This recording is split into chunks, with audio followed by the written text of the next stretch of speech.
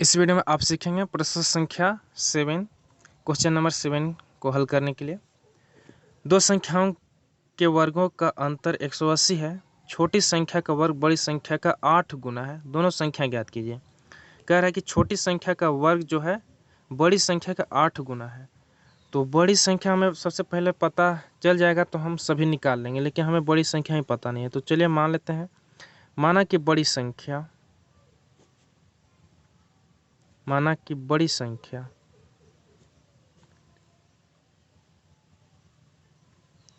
बड़ी संख्या बराबर x, तो छोटी संख्या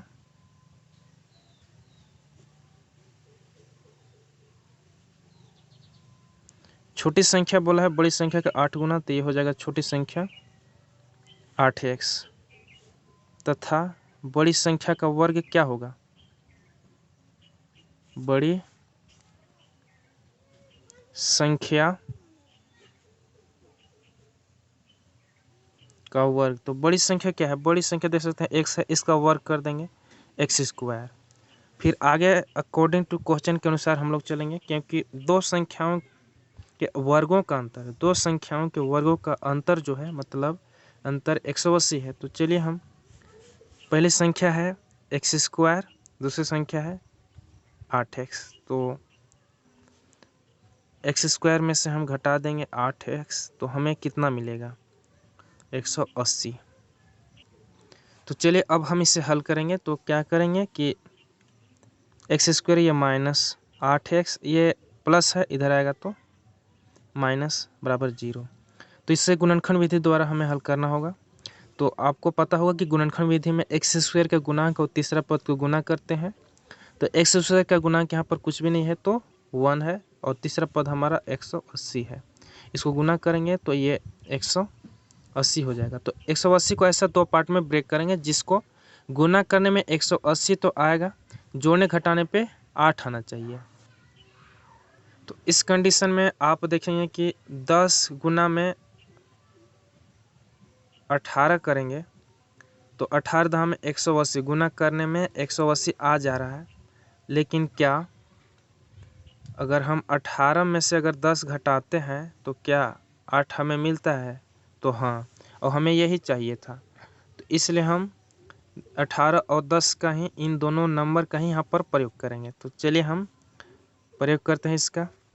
x² माइनस है, माइनस 8 हम नहीं लिखेंगे, क्यों? क्योंकि 8 के बदले में हमें लिखना है 18 माइनस 10, और ये x है तो x रहेगा, यहाँ लिखेंगे 18 माइनस 10, माइनस 180 है, माइनस 180 बराबर 0।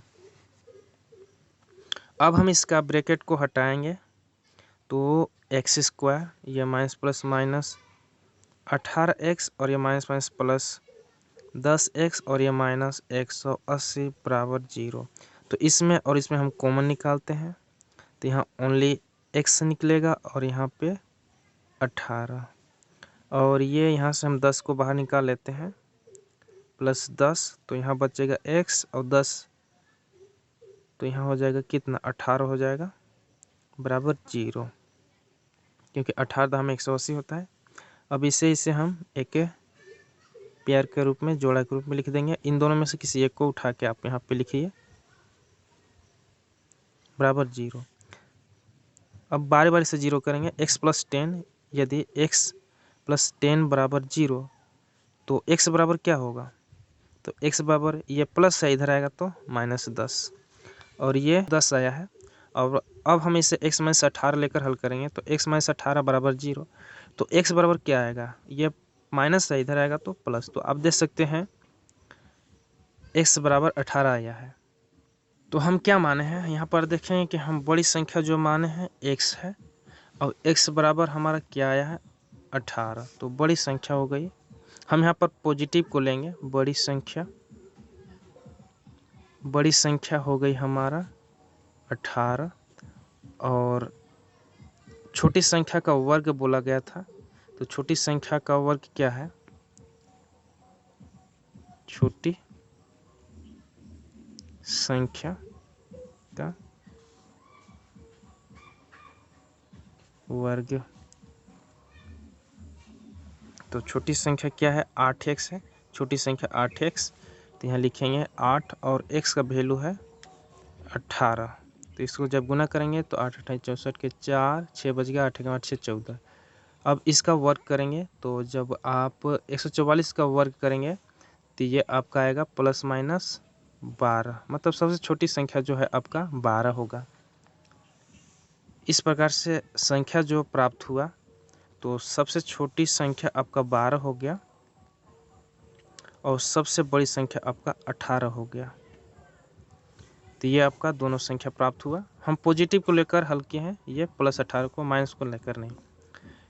तो ये आपका आंसर हो गया। आई होप कि वीडियो आपको पसंद आया होगा। पसंद आया तो इस वीडियो को लाइक करें और चैनल पर नए हैं तो चैनल को सब्सक्राइब कर लें।